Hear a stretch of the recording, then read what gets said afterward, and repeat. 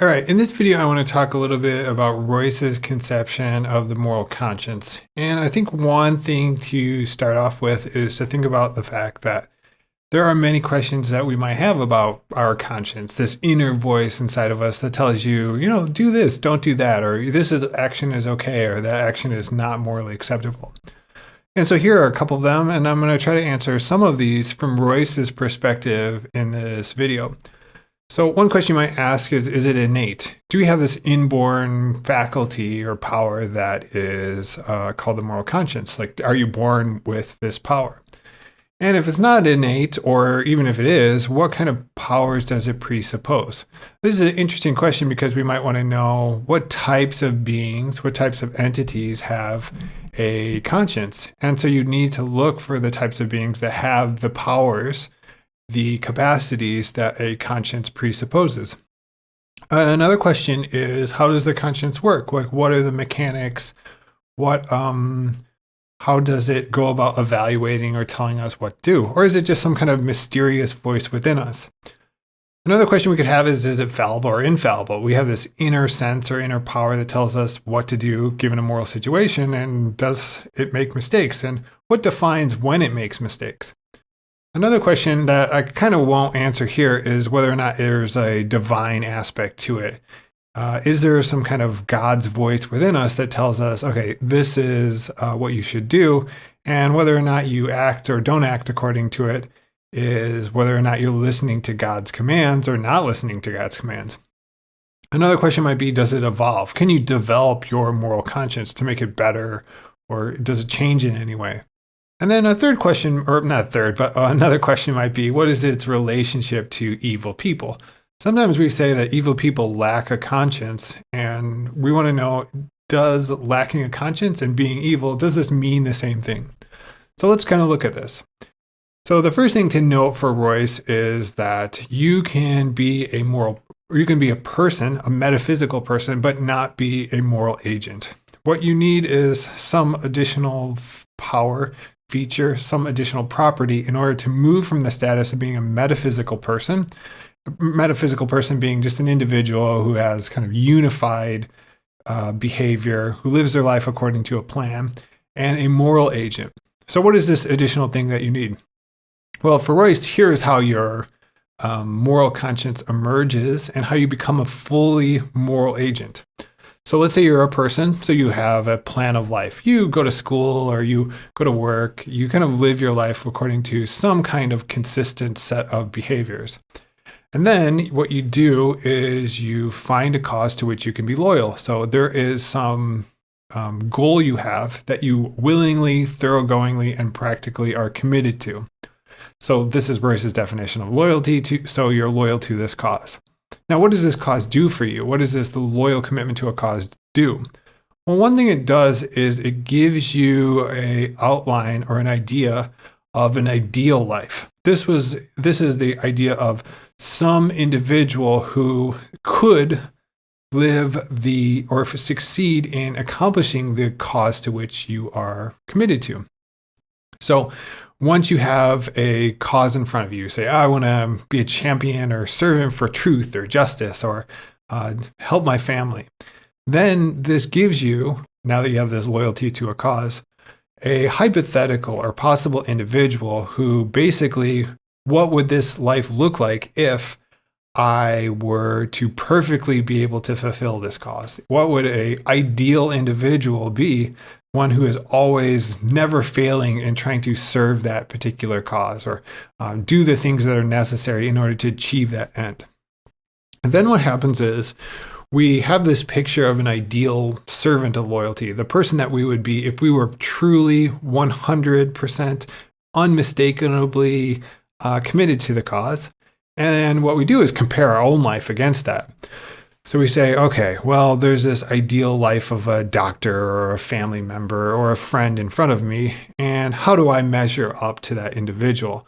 How do I compare to that ideal servant of loyalty? Now, this power of comparison is basically our moral conscience. We're evaluating the actions that we commit or that we might commit and comparing it against some ideal individual who is defined by the cause to which we are loyal to. Okay, so let's walk through this in a little bit more detail or in a step-by-step fashion. So let's say you're born. Now, for Royce, at this point, you're a human organism, you're a body, and you have some amount of mental cognitive processes going on. And so while you're a human life, you probably aren't a person yet. You don't have a plan for your life. You don't have direction. Your behavior isn't unified or consistent enough to reach the status, at least according to for Royce, to be a metaphysical person. Again, a metaphysical person is an individual that lives their life according to a plan, and this baby doesn't quite yet have a plan. Or if it does, it's in a kind of fragmentary state. Now, again, I want to make clear that this is metaphysical personhood. Royce is not claiming that, babies are not morally considerable or they aren't moral persons. He's just saying that they haven't reached his definition of metaphysical person. They're not the type of thing that lives their lives according to a plan. Okay, so let's say you do develop a plan for your life. You go to work, you have a job, or you are a party monster, so you're out on the town all the time. This is how your behavior is directed. This is the plans or the organization or your habits that have formed. Now you're a person. Okay, so you reach the status of metaphysical person, but you're not quite at the status of being a moral agent yet. So what do you need to be a moral agent? Well, you need, at least for Royce, to have a cause to which you are loyal to. So now let's say, just for an example, you become a judge and you're going to be loyal to certain causes associated with being a good judge. Let's say justice, fairness, upholding the law. This is your commitment that you're willingly, thoroughgoingly, and practically going to serve. Now, what you have is an ideal life in front of you, and you can use that to compare against your actual life. You can look at the decisions that you have made or that you will make and say, how would these compare to this ideal judge, this individual who is a pure servant to the causes that I say I'm committed to? All right, so, really simply, let's say we make a decision. Well, if the ideal self would make that same decision, then the action is morally good, at least is judged to be morally good by the conscience. If the ideal self would not make that decision, let's say they judge something else, then the conscience would say, oh, you didn't measure up to the ideal self. You made a decision that the ideal judge would not have made. And so your action, at least as to how you evaluate it, how your conscience evaluates it, is morally wrong.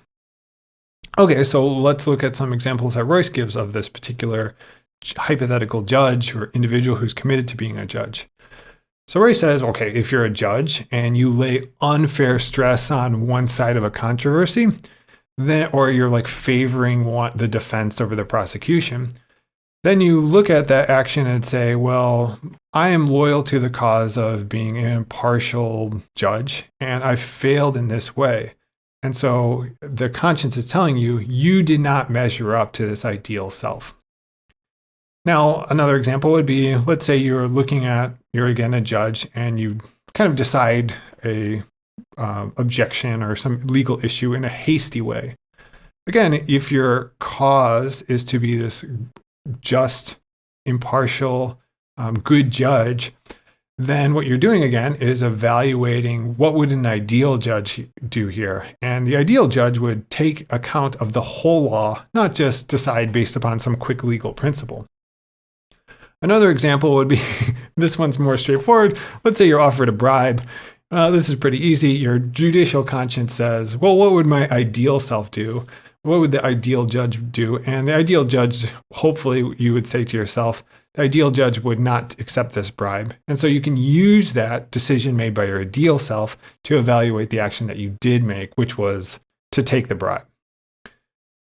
Okay, really quickly as an overview, what we need in order to create our conscience, in order to have a conscience, in order to move from the status of being a metaphysical person to a complete moral agent, is that we need a cause to which we can be loyal. So we're loyal to something, some goal, ideal, end, and that involves a cause. And that cause that helps define an ideal life. And this ideal life is some individual, some hypothetical person that is always fully committed to fulfilling the cause. That is a purely loyal individual that is always never just moves away from the cause.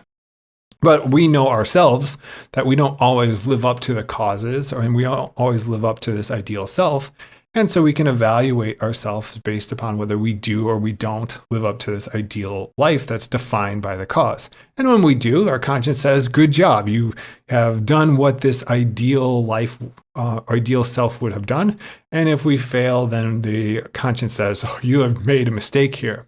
And when we're not sure, we might consult our conscience, and our conscience says, the ideal self would do this. And so we say to ourselves, well, if my conscience tells me this is what I ought to do, this is the ideal self, how that ideal self would act, then maybe I better do that particular action. Okay, so I want to make one quick point, because sometimes the examples that Royce gives in terms of what we can be loyal to associates loyalty with purely some type of profession. And I want to de-emphasize that, because Royce also says that loyalty is extremely commonplace, and a lot of times it's dumb. It's not something we necessarily articulate all the time, and it's not always found in some kind of job. So here's an example. Let's say there's a child, and that child is upset. Let's say the child is 6 or 7. And we want to say, well, does that child have a conscience, a moral conscience that tells them right from wrong? Now, let's suppose that child says to their parent something mean, like, I hate you, Davy. I don't like you anymore. You're a bad dad, and storms out of the room. Well, the child then, let's say, walks back into the room after 5 minutes and is in tears and says to their parent, which in this case will be me, oh, I'm so sorry, Davy. I didn't mean to say that. I was wrong. I still love you. I want to be a part of the family, whatever. So the child expresses some kind of regret or remorse. Well, one way of interpreting this is that the child is loyal to a particular cause, the continued family development, the well-being of all the units in the family, to some kind of connection or future experience that the family has to each other. And so what the child does in lashing out and acting a certain way, the child says and is thinking about their actions, thinks about, to some extent, what would the ideal child do? What would, insofar as I'm part of the family, given that I'm committed to the cause of the well-being of the family, if I were to be a better child, to be a completely loyal servant to this cause, how would that individual act? Would they have said those mean things?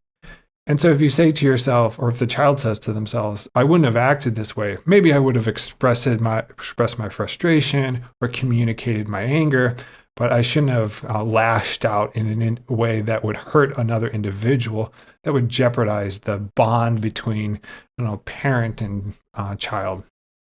So you can look at here, the child seems to have a conscience here. The child is looking towards their ideal self, insofar as it's defined by their commitment to the cause of the family, and comparing that against their actions and using that to evaluate, hey, I made a mistake here because I didn't do what the ideal self would do. Okay, so I want to pause here and kind of pose a question or something for you to think about. When you ask people in general, do you have a conscience? What they will say is yes. Most people will. But then if you ask, well, what is that conscience? Can you explain it to me? They will tend to say it's some inner voice inside of them that tells them what to do or what not to do. Now, given that, if you ask them to elaborate further, they don't really seem to provide much more information. But here, Royce has given you an account of the conscience that involves some more information. He says that your conscience is a power of comparison. It is a comparison between your ideal self, which is defined by your cause that you select, that you are loyal to, and you compare that against your actual life, the life that you're actually living. So here you have a clear sense of what the conscience is than the traditional notion of a conscience that is just involves a voice that tells you what to do and is pretty mysterious. So I think it's worthwhile to think about, hey, this actually gives me more information about how the conscience might work, what are the key ingredients, and what I need to think about with respect to what the conscience presupposes. Now, I want to go into some key points because at the beginning of this video or lecture, I said, oh, look at all these questions I have about the conscience. And some of those might be interesting to you, but we haven't really answered too many of them. So let's go through some points, and some of these points will actually answer a lot of those questions. So the first point I want to make is that one interesting aspect of Royce's conception of the conscience from a standpoint of the philosophy of loyalty is it does what our intuitive or traditional notion of the conscience does. So everything our intuitive idea of the conscience does, Royce's notion of the conscience also does. So what are the traditional functions or activities of the conscience? Well, it evaluates moral right and wrong. It judges ourselves and others, and then it also can condemn, praise, or approve our actions or us as individuals. Our traditional understanding or the intuitive understanding is there's just a kind of inner voice that says this is right or this is wrong, or you have done good or you have done bad. But Royce's conception is that it does all these things, but how it does it is further elaborated. There's an ideal self that is picked by the cause to which you are loyal, and you compare that against how you act.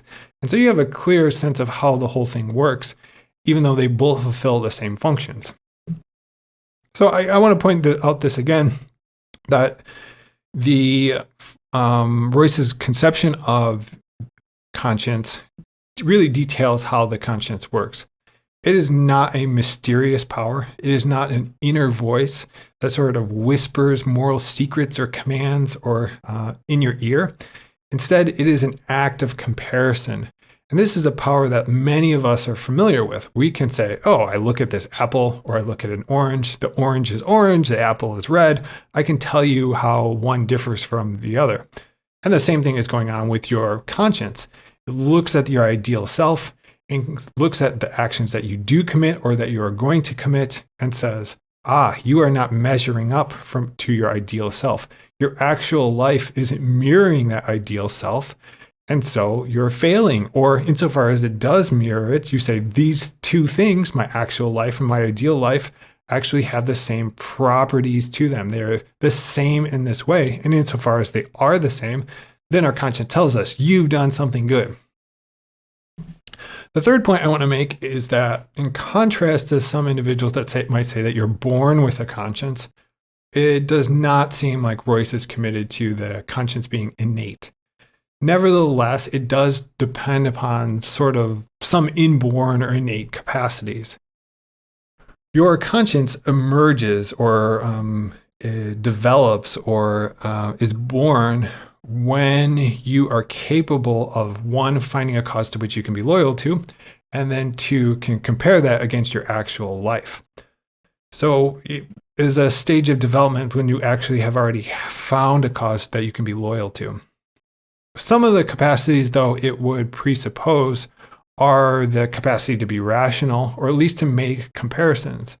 You need to actually have the power of comparing things in order to have a conscience, because you can't distinguish one thing from another, then you can't distinguish the ideal life from the actual life. It also would assume that you have all the powers that are associated with or go into being loyal to a cause. So let me just mention one. If you're loyal to a cause, then you willingly, thoroughgoingly, and practically devote yourself to some cause or ideal or goal. Now, one thing that loyalty requires is free will, the capacity to engage in some type of self-controlled, undictated action or commitment. Now, if you lack free will altogether, then you can't be loyal to a cause. And if you can't be loyal to a cause, then you can't have a conscience. So this is an interesting point to think about, especially with respect to animals. If your view on animals is that they don't have any free will, then it would follow that they can't be loyal to a particular cause, and then it would follow that they can't have a conscience.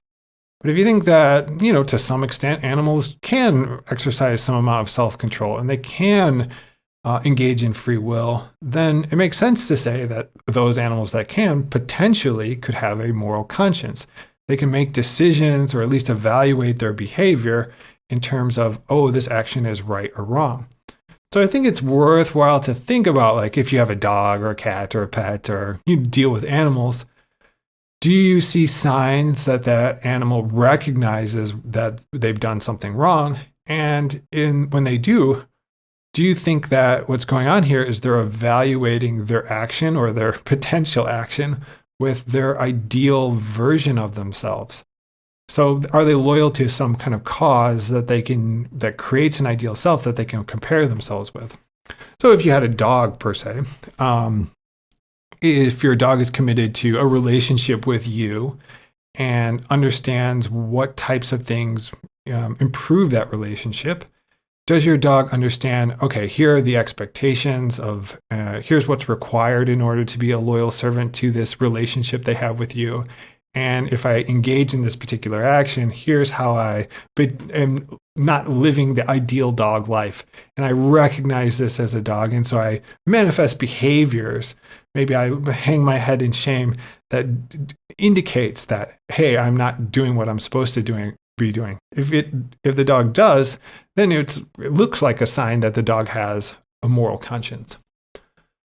Another kind of key point for Royce is that your moral conscience is fallible. And so what's interesting about this is that Royce says that your conscience is fallible or infallible to the extent that your cause is good or bad.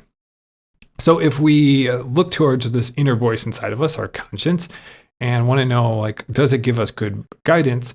Well, it gives us good guidance to the extent that our cause is good, because the ideal self that we look at is if the ideal self is an evil being, then our conscience is going to say, hey, you're not doing enough evil in the world. Well, here our conscience would be fallible. It would be telling us to do things that are clearly wrong. So Royce is going to say your consciences can be fallible or infallible to the extent that the cause to which you are loyal to and the ideal life that's crafted out of that cause is good or bad. So a quick illustration of this. Again, let's suppose I'm loyal to an evil cause. That evil cause is going to tell me how I ought to live my life.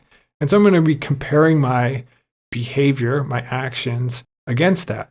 And so let's say I do something good in the world. Well, if I'm loyal to this evil cause, my conscience is going to tell me, hey, don't do that action. That action is not good. You need to do this evil action.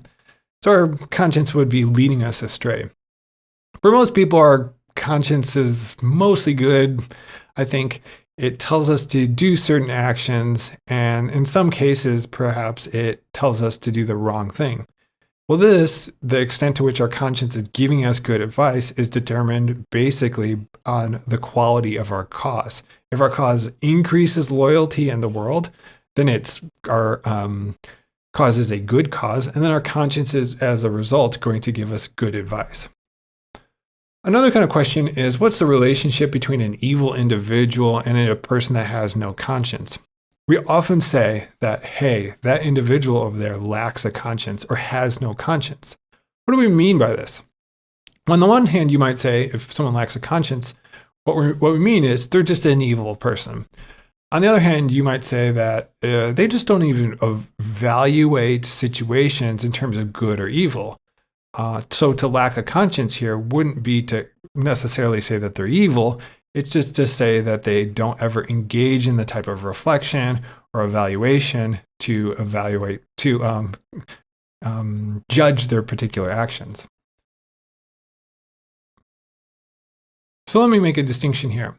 An individual can have a conscience and also be evil. And as we've seen, this is simply because their cause is evil. It tells them that the ideal life is an evil life. For them, they may view it as the good life or what's appropriate or what they should do, but by nature, their actions result evil. So it's, you can be evil and have a conscience. And so in contrast, though, if you lack a conscience, you never actually take the step to evaluate your actual life. You never say, oh, I have a cause to which I'm loyal, and now let me compare that against the actions that I do. So the point here I want to make is that there's 2 points. One is that evil individuals can have a conscience. The other is to think about what would it mean for an individual to actually lack a conscience altogether. Now, I actually think that there's this is pretty interesting. From the one point is that if an individual lacked a conscience, what that might mean is that that individual has not developed to the point in which they have found a cause to which they can be loyal to. So if you had an individual that just kind of lives their life and hasn't really reached the point of saying, this is something I can willingly, practically, and thoroughgoingly serve, then at least according to Royce, that individual would lack a conscience. The other example would be, and this I think is maybe a little bit more rare, which would be that you actually are loyal to a particular cause. There's something you're committed to and you want to realize in the world, to the status of that you're loyal to it. But you never actually take the moment to compare what you do against what this ideal servant to the cause would be. You never think about the ideal self and say, here's how I'm meeting or failing the requirements to meet this goal or end. Now, to think of a concrete example of this, I think is a little bit harder. But, one example might be an individual that fully lives in the moment and never reflects. This would be a person who maybe is driven by desires. Maybe they're just going from one party to the next, and they're not committed to anything. So they lack any kind of cause to be loyal to because they're focused purely on present experiences. Or maybe they do have some kind of loyalty, but they never take the moment to reflect and say, how is my life living up to this cause to which I'm loyal? So I think it's worthwhile to think about when we talk about some concrete examples of individuals that lack loyalty, lack a conscience. What are we really saying here? Another, I think, example of this maybe is when we look at individuals who have done terrible actions and they don't actually evaluate their actions in terms of like being good or bad. They don't express remorse and they don't necessarily brag about those actions either. They seem to kind of be indifferent about the whole thing. This looks like an example of an individual who may lack a conscience.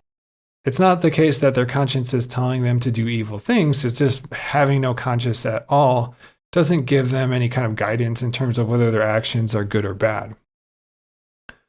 Now, don't take my word for this, but when I try to look at some different perspectives on the nature of the conscience, one thing I found was that some Catholics or people that claim to be Catholic, I don't have any reason to doubt them, they were of the opinion that all human life has a conscience. Now, Royce's position would contrast with that. So it's not just a theory that everyone agrees with. Here would be a contrasting theory.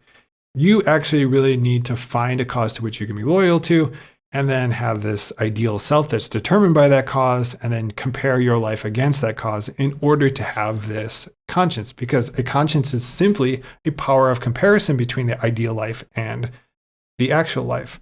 But for some individuals, you're just born with it. It's innate. It's part of who you are, whether you actually have a cause to it that you're committed to. So this looks like a point of contrast that if you are of the Catholic perspective, you might want to push back on Royce a little bit.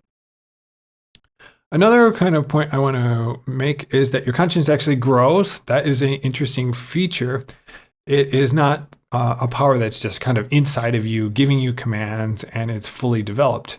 What this seems to imply is that you can develop your conscience. Your conscience can give you clear or more specific advice, and it can be more accurate in terms of its evaluation of your actions. So let me give you an example of this. Now, here's just a quick quote from Royce. He says, your conscience will doubtless grow with you, just as your loyalty and your cause will grow. So the point here is that your conscience will grow as your cause grows.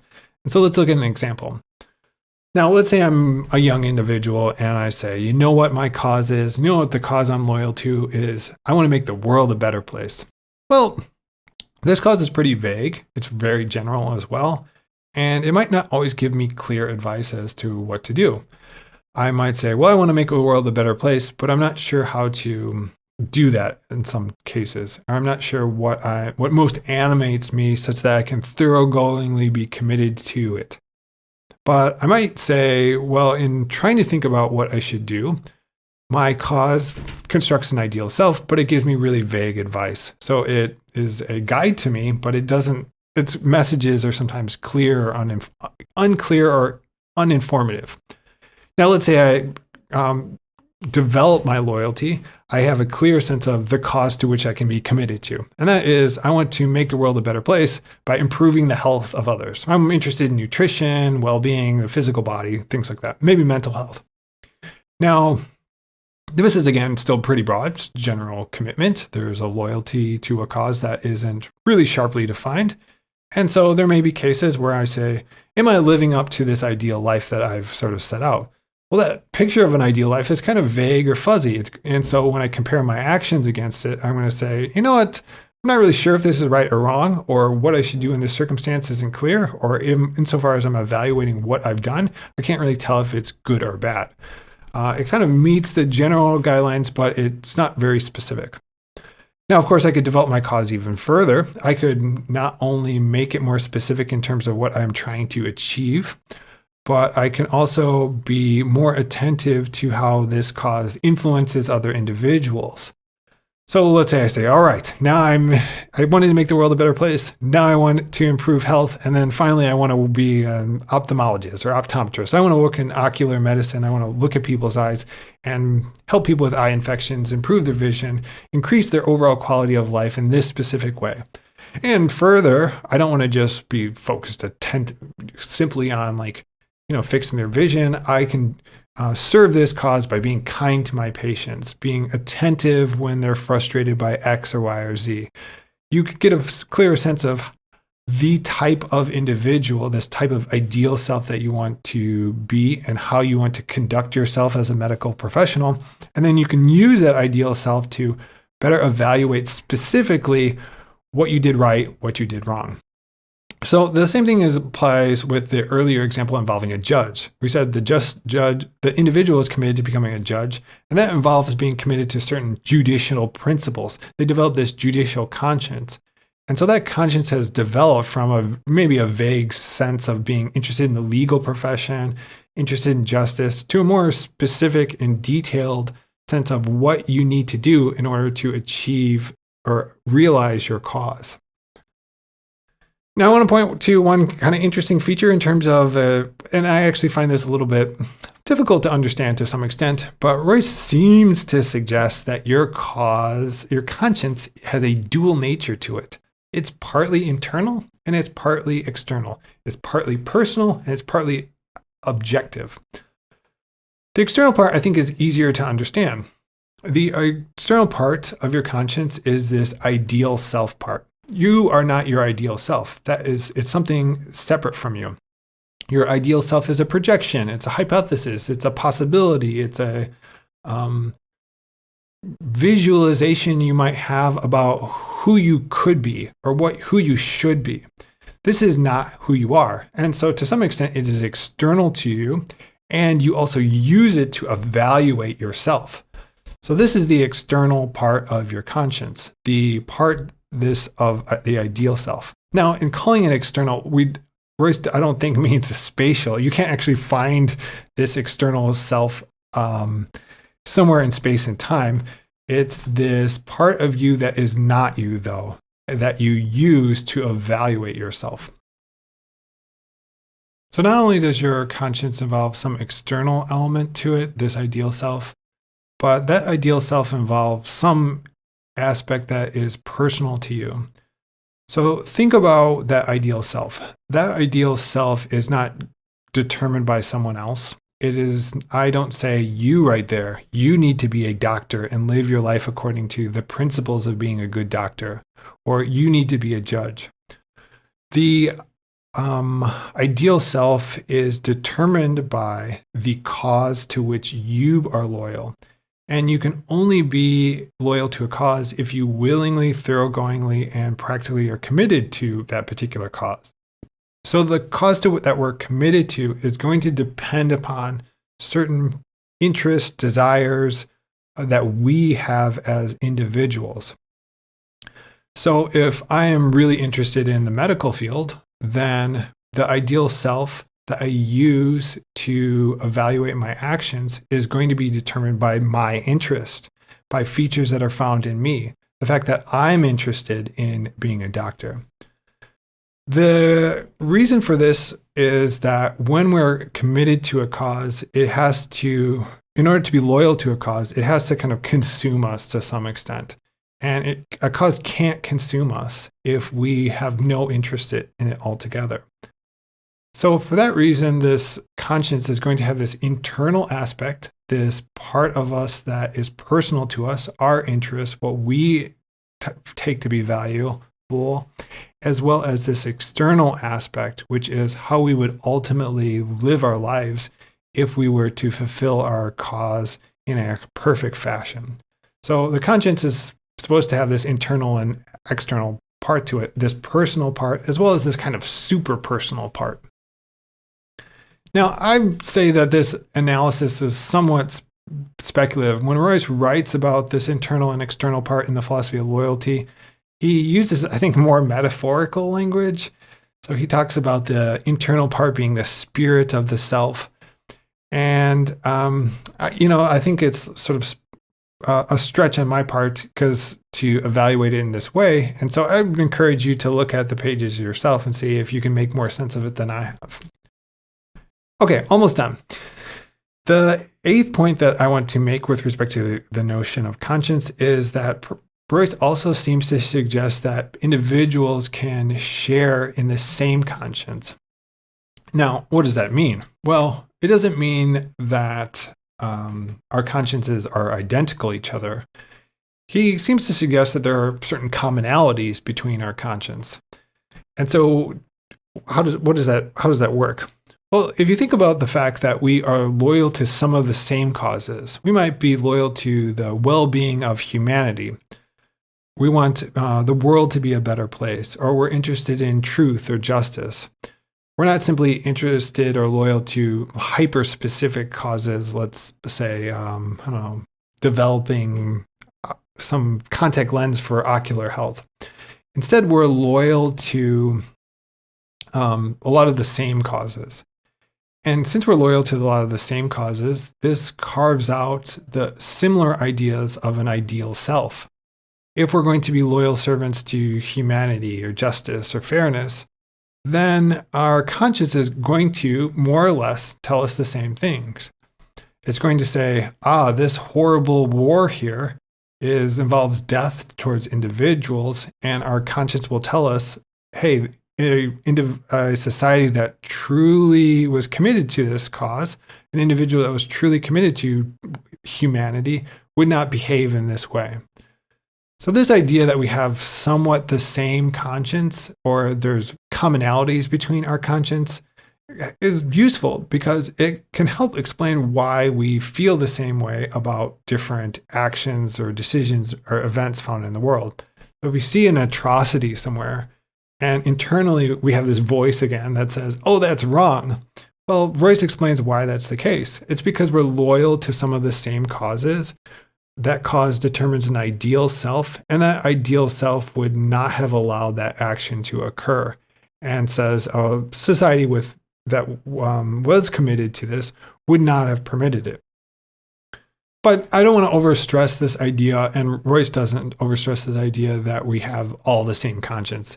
He also says that we all have our individual lives. We're all committed to different causes, and insofar as we vary in terms of our causes, our conscience is going to tell us different things.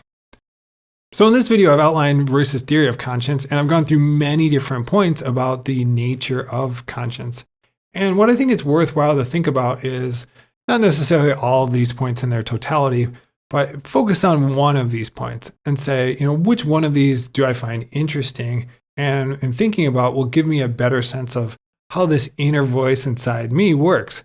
when I go to evaluate a particular moral decision or think about what I should do in a circumstance, do any of these really like play a role in a significant sense? Like understanding how one of these might work will give me a better appreciation or understanding, or even give me better guidance in terms of which action I should do or how I should feel in a given circumstance.